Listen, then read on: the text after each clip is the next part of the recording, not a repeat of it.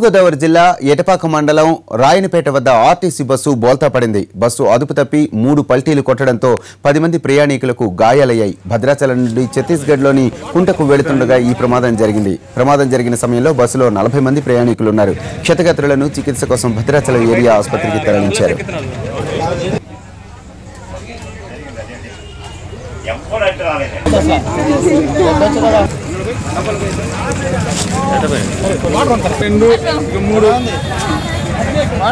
భద్రాచలం డిపోకు చెందిన RTC bus Rayanapeta సమీపంలోని వంతెన వద్దకు వచ్చేసరికి స్టీరింగ్ రాడ్ విరిగిపోయింది. దాంతో బస్సు అదుపు తప్పి పల్టీ కొట్టింది.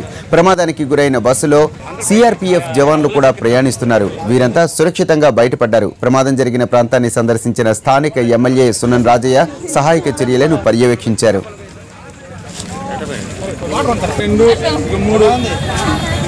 వాటర్